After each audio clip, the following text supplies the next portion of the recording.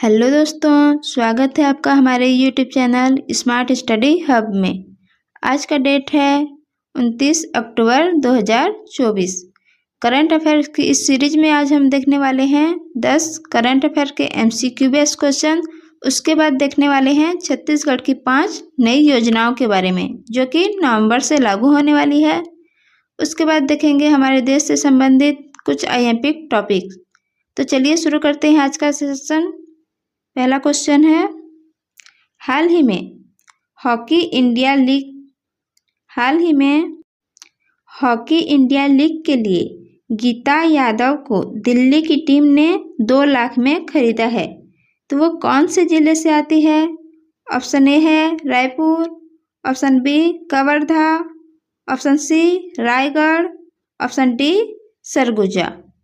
तो इसका सही आंसर है ऑप्शन बी कवर्धा। गीता यादव जो है कवर्धा जिले से आती है, जिनको दिल्ली की हॉकी टीम ने खरीदा है 2 लाख रुपए में। देखते हैं गीता यादव के बारे में। हॉकी इंडिया में चयनित यह छत्तीसगढ़ की पहली महिला खिलाड़ी है जिनका हॉकी टीम में चयन हुआ है। हमारे देश में 7 वर्षों से हॉकी का आयोजन नहीं हो रहा था, जो कि 7 वर्ष बाद फिर से शुरू हो रहा है। ये जो है 28 दिसंबर से लेकर फरवरी 2025 तक चलेगी। चलिए देखते हैं अगला क्वेश्चन। क्वेश्चन नंबर 2 है, राज्य में खरीफ विपणन वर्ष 2024-25 के लिए धान की खरीदी कब से शुरू होने वाली है? तो इसका सही आंसर है ऑप्शन बी 14 नवंबर।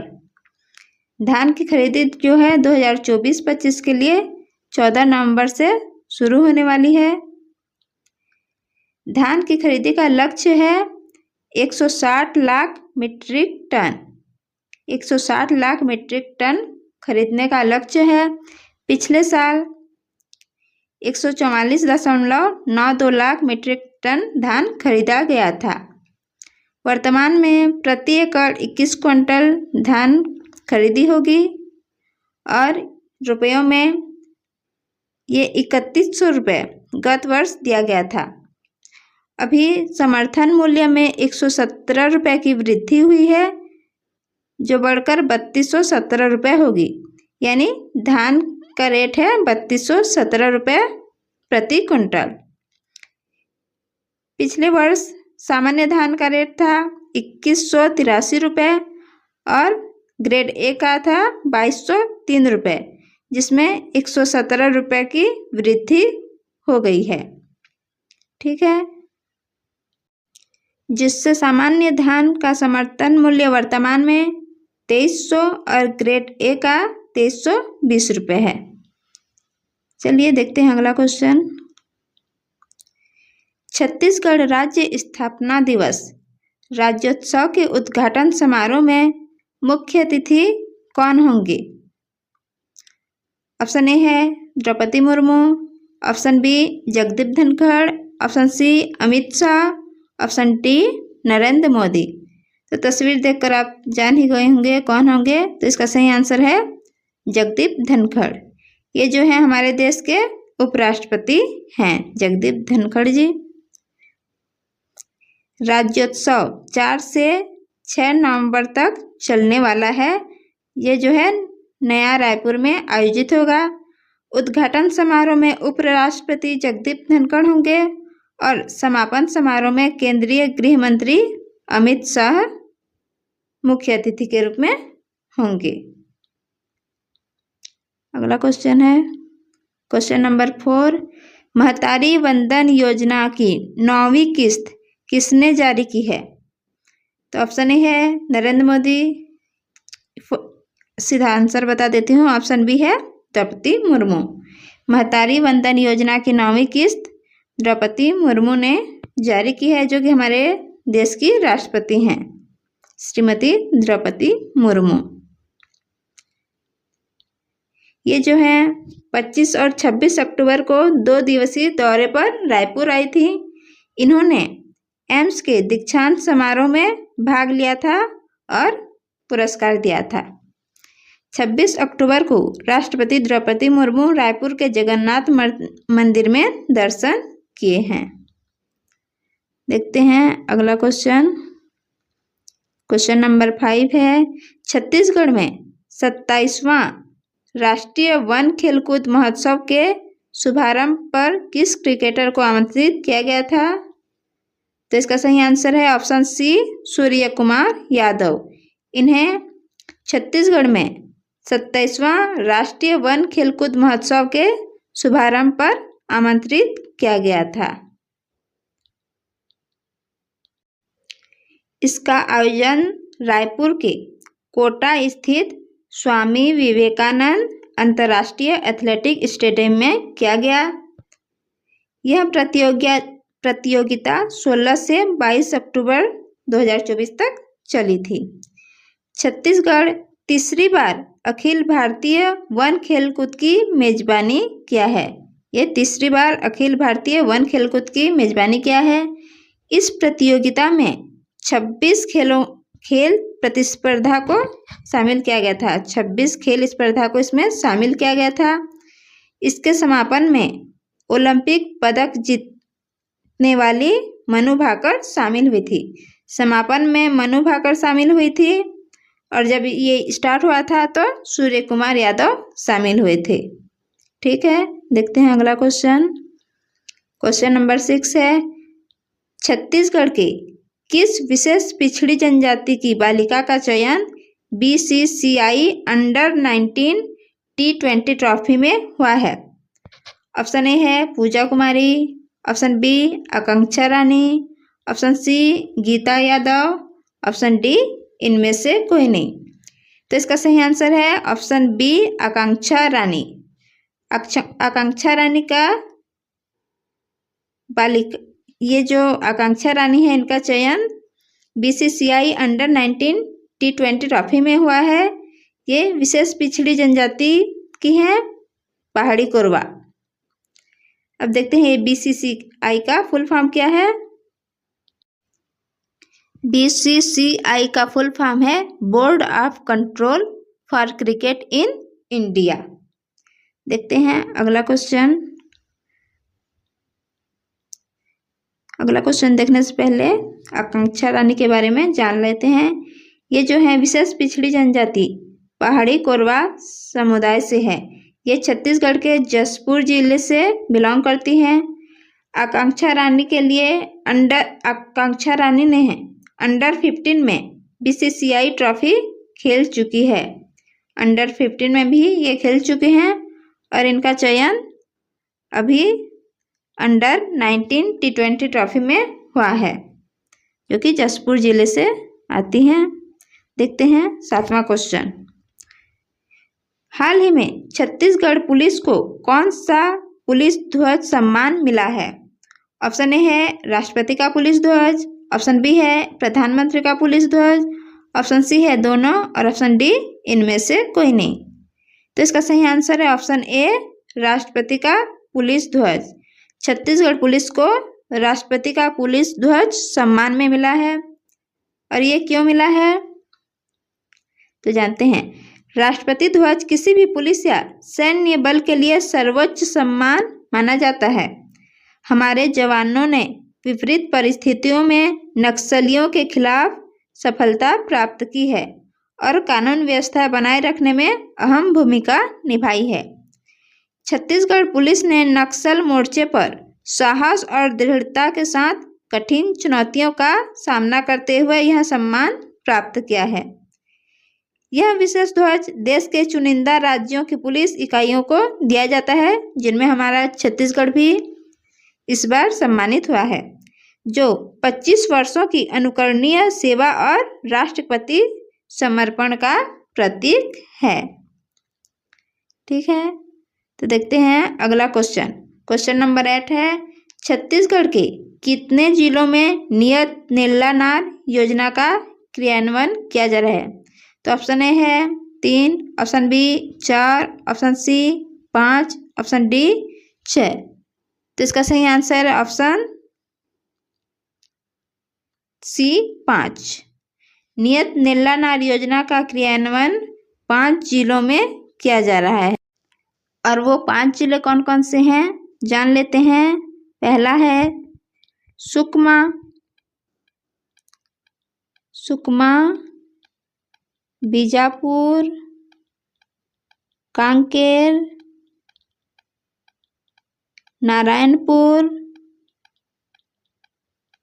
नारायणपुर और दंतेवाड़ा। 5 जिलों में जो है नियत नीला नार योजना लागू की गई है। इस योजना में नक्सल प्रभावित सुदूर इलाकों में रहने वाले लोगों को शिक्षा, स्वास्थ्य, बिजली, सड़क आदि मूलभूत सुविधाएं पहुंचाई जा रही है। नियत नीला नार योजना के तहत इस योजना का प्रारंभ फरवरी 2024 में हुआ है। ये छत्तीसगढ़ एग्जाम के लिए बहुत ज़रूरी है। नियत नीला नार योजना, इसका शुभारंभ जो है फरवरी 2024 में हुआ है। नियत नीला नार का अर्थ होता है आपका अच्छा गांव, या इंग्लिश में योर गुड विलेज, जिसे यह जो है दंडामी बोली है। नियत नीला नार योजना यह दक्षिण बस्तर में बोली जाने वाली बोली है। प्रदेश में 5 जिलों में यह योजना चलाई जा रही है। सुकमा, बीजापुर, दंतेवाड़ा, नारायणपुर और कांकेर। नियत नीला नार योजना 5 जिलों में चलाई जा रही है। देखते हैं 9वां क्वेश्चन। देश में पोषण जागरूकता के क्षेत्र में छत्तीसगढ़ कौन से स्थान पर है। ऑप्शन ए है प्रथम, ऑप्शन बी है द्वितीय, ऑप्शन सी है तृतीय, ऑप्शन डी है चतुर्थ। तो इसका सही आंसर है ऑप्शन सी तृतीय। देश में पोषण जागरूकता के क्षेत्र में छत्तीसगढ़ जो है तीसरे स्थान पर है। देखते हैं 10वां क्वेश्चन। छत्तीसगढ़ का कौन सा कोयला खदान विश्व की टॉप 10 में शामिल हुई है। विश्व की टॉप 10 में शामिल हुई है तो कौन है। ऑप्शन ए है गेवरा, ऑप्शन बी है कुसमुंडा, ऑप्शन सी है उपयुक्त दोनों, ऑप्शन डी इनमें से कोई नहीं। तो इसका सही आंसर है ऑप्शन सी उपयुक्त दोनों। गेवरा और कुसमुंडा जो है छत्तीसगढ़ का कोयला खदान है। गेवरा कुसमुंडा जो भारत की टॉप 10 सबसे बड़ी कोयला खदान में शामिल हुई है। ठीक है, अब देखते हैं 5 नई योजनाओं के बारे में जो नवंबर से लागू होने वाली है। तो पहला योजना है अटल उत्कृष्ट शिक्षा योजना। इस योजना के अंतर्गत प्रदेश सरकार ने शिक्षा पर जोर देते हुए श्रमिकों के बच्चों के लिए अटल उत्कृष्ट योजना की शुरुआत करने वाली है। ये जो है श्रमिकों के बच्चों के लिए। इस योजना से श्रमिकों के बच्चे बड़े और प्राइवेट संस्थान में शिक्षा प्राप्त कर पाएंगे। यह योजना जो है श्रमिकों के बच्चों के लिए आने वाली है और इस योजना के अंतर्गत श्रमिकों के जो बच्चे होंगे वे बड़े संस्थान में शिक्षा प्राप्त कर पाएंगे। अगला है निःशुल्क कोचिंग योजना। इसमें जो है मजदूर परिवार सशक्तिकरण योजना है। रजिस्टर्ड निर्माण श्रमिकों के बच्चों को IIT, JEE, नीट, CA आदि की परीक्षाओं के लिए निःशुल्क कोचिंग योजना शुरू की गई है। इसकी जानकारी जो है श्रम मंत्री माखनलाल देवांगन ने दी है। अगर पूछा जाए कि छत्तीसगढ़ के श्रम मंत्री कौन है तो ये लखनलाल देवांगन है। सॉरी, मैं माखन बोल दी, लखनलाल देवांगन है। इसके अंतर्गत निःशुल्क कोचिंग योजना की शुरुआत की जा रही है। जो IIT, JEE, नीट, CA आदि बड़े एग्जाम की तैयारी कर रहे हैं उनके लिए निःशुल्क कोचिंग की सुविधा उपलब्ध कराई जाएगी। तीसरा है श्रम अन्न योजना। इसकी जानकारी भी लखनलाल देवांगन ने बताया है। हाल ही में मुख्यमंत्री विष्णुदेव साय ने श्रमिक सम्मेलन में घोषणा की थी कि शहीद वीर नारायण सिंह श्रम अन्न योजना सभी जिलों में लागू होगी। यह योजना जो है छत्तीसगढ़ के सभी जिलों में लागू होने वाली है। शहीद वीर नारायण सिंह श्रम अन्न योजना, इसके अंतर्गत जो है 5 रुपये में श्रमिकों को पौष्टिक भोजन की सुविधा मिलेगी। कितने रुपए में? तो 5 रुपये में। ठीक है, देखते हैं चौथा योजना क्या है। निःशुल्क स्वास्थ्य परीक्षण। इस योजना के तहत श्रमिकों और उनके बच्चों को निःशुल्क स्वास्थ्य परीक्षण की सुविधा दी जाएगी। इससे 26 लाख से अधिक श्रमिक और उनके परिवार को फायदा होगा। यह योजना जो है निःशुल्क होगी स्वास्थ्य परीक्षण, और इसके अंतर्गत जो है 26 लाख से भी अधिक श्रमिकों और उनके परिवारों को फायदा मिलेगा। 5वां योजना है सहायता राशि। मुख्यमंत्री निर्माण श्रमिक मृत्यु एवं दिव्यांग सहायता योजना के तहत बूथ पंजीकृत निर्माण श्रमिक को काम के दौरान किसी दुर्घटना में मृत्यु होने पर 5 लाख, काम के दौरान मृत्यु होने पर 5 लाख और स्थायी दिव्यांग होने पर 2.5 लाख। अगर स्थायी दिव्यांग हो जाते हैं, हाथ पैर ठीक से नहीं चल पाएगा, तो 2.5 लाख, और मृत्यु होने पर उनके उत्तराधिकारी को 1 लाख रुपए की सहायता राशि दी जाएगी। तो सहायता राशि योजना के अंतर्गत काम करने के दौरान अगर मृत्यु हो जाती है तो 5 लाख रुपए, और स्थायी दिव्यांग हो जाते हैं तो 2.5 लाख रुपए, और यदि मृत्यु हो जाती है तो उनके परिवारजनों को 1 लाख रुपए की सहायता राशि दी जाएगी। ठीक है, अब देखते हैं हमारे देश से जुड़े कुछ टॉपिक्स जो कि बहुत इम्पोर्टेंट हैं और ये हाल ही के टॉपिक्स हैं। तो देखते हैं पहला, भौतिकवादी और पद्मश्री से सम्मानित प्रोफेसर रोहिणी एम गोडबोले का 26 अक्टूबर को 71 वर्ष की आयु में निधन हो गया है। यह जो है 1995 में एसोसिएट प्रोफेसर के तौर पर centre for high energy physics से जुड़ी और 1998 से वह वहाँ की प्रोफेसर थी। साल 2019 में उन्हें विज्ञान के क्षेत्र में योगदान देने के लिए भारत सरकार ने पद्मश्री से सम्मानित किया था। साल 2019 में विज्ञान में योगदान के लिए भारत सरकार ने प्रोफेसर रोहिणी एम गोडबोले को पद्मश्री से सम्मानित किया था। 31 जुलाई 2021 को रिटायर्ड होने के बाद वह मानद प्रोफेसर बन गई थी। 31 जुलाई 2021 से ये रिटायर्ड होने के बाद मानद प्रोफेसर बन गई। उसके बाद साल 2021 में वैज्ञानिक उपलब्धियों के लिए फ्रांस की सरकार ने फ्रांसीसी राष्ट्रीय पदक ऑफ मेरिट से इन्हें सम्मानित किया था, जिसे फ्रेंच में ऑर्डरे नेशनल डू मेरिटे कहते हैं। ठीक है, भौतिकीवादी और पद्मश्री से सम्मानित प्रोफेसर रोहिणी एम गोडबोले का 26 अक्टूबर को 71 वर्ष की आयु में निधन हो गया। इन्होंने 1995 में एसोसिएट प्रोफेसर के तौर पर centre for high energy physics से जुड़ी और 1997 में वहाँ की प्रोफेसर बनी। साल 2019 में इन्हें जो है भारत सरकार ने पद्मश्री से सम्मानित किया गया विज्ञान के क्षेत्र में योगदान देने के लिए। साल 2021 में रिटायर होने के बाद यह मानद प्रोफेसर बन गई। उसके बाद 2021 में उपलब्धियों के लिए फ्रांस सरकार ने इन्हें राष्ट्रीय पदक ऑफ मेरिट, जिसे फ्रेंच में ऑर्डरे नेशनल डू मेरिटे कहते हैं, इससे सम्मानित किया। देखते हैं अगला टॉपिक, मनिका बत्रा। इन्हें WTT चैंपियन इवेंट के क्वार्टर फाइनल में पहुंचने वाली पहली महिला बनी। मनिका बत्रा जो है WTT चैंपियंस इवेंट के क्वार्टर फाइनल में पहुंचने वाली पहली भारतीय महिला बनी है। मनिका बत्रा जो है इस साल की शुरुआत में 2024 में पेरिस ओलंपिक में रोमानियाई खिलाड़ी को 3-2 स्कोर से हराया था।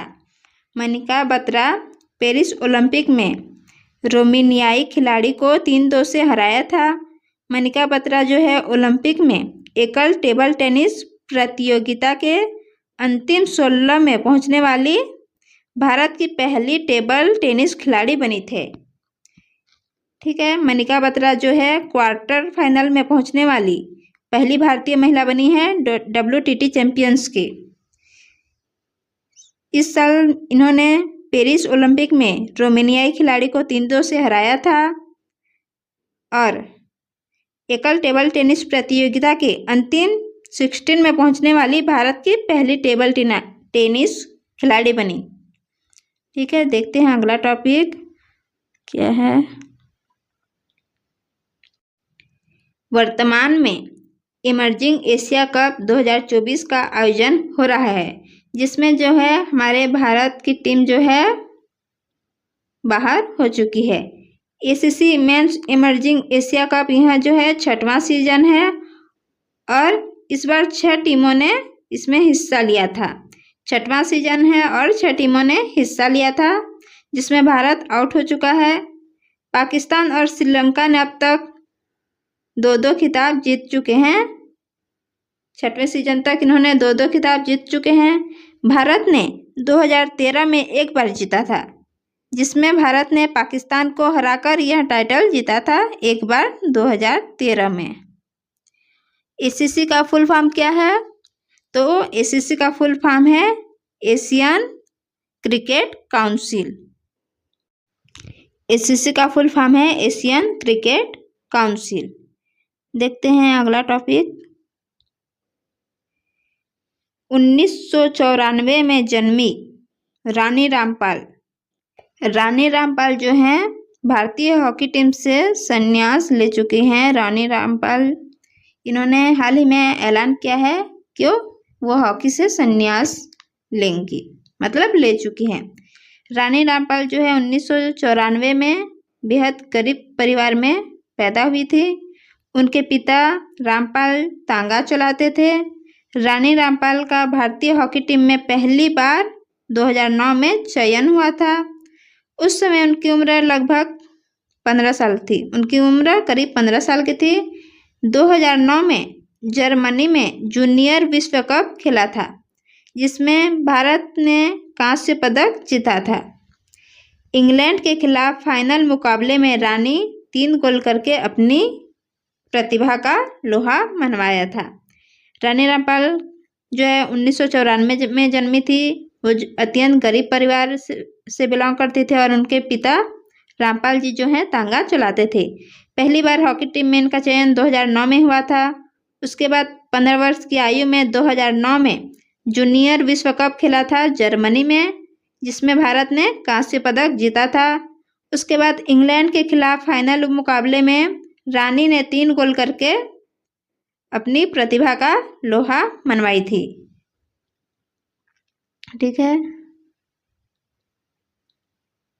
साथ ही इन्होंने प्रतियोगिता में प्लेयर ऑफ द टूर्नामेंट जीती थी। प्लेयर ऑफ द टूर्नामेंट का खिताब जीती थी। रानी रामपाल ने इंटरनेशनल स्तर पर 200 से ज़्यादा इंटरनेशनल मैच खेले हैं, जो अपने आप में बहुत ज़्यादा है। इन्होंने 200 से ज़्यादा इंटरनेशनल मैच खेले हैं। रानी ने भारतीय टीम एशियन गेम और एशियन कप में मेडल जीते। रानी के कारण ही भारतीय टीम ने एशियन गेम्स और एशिया कप में मेडल जीते। उनकी कप्तानी में ही महिला हॉकी टीम टोक्यो ओलंपिक में 4थे नंबर पर रही। भारत सरकार ने उन्हें 2020 में पद्मश्री और राजीव गांधी खेल रत्न अवार्ड से सम्मानित किया था। इन्होंने प्लेयर ऑफ द टूर्नामेंट का खिताब जीता। इन्होंने 200 से ज़्यादा इंटरनेशनल मैच खेले हैं और रानी के कारण ही भारतीय टीम ने एशियन गेम्स और एशिया कप में मेडल जीते थे। और इन्होंने टोक्यो ओलंपिक में 4थे नंबर पर भारत को जिताया था। 4थे नंबर पर भारत था टोक्यो ओलंपिक में, जो कि इन्हीं के कप्तानी की वजह से है। इन्हें रानी रामपाल को जो है 2020 में पद्मश्री और राजीव गांधी खेल रत्न से सम्मानित किया गया था। आज के लिए बस इतना ही। अगर अभी तक आपने हमारे चैनल को सब्सक्राइब नहीं किया है तो प्लीज़ चैनल को सब्सक्राइब करके वीडियो को लाइक कर दें और अपने दोस्तों में शेयर कर दें। Thank you.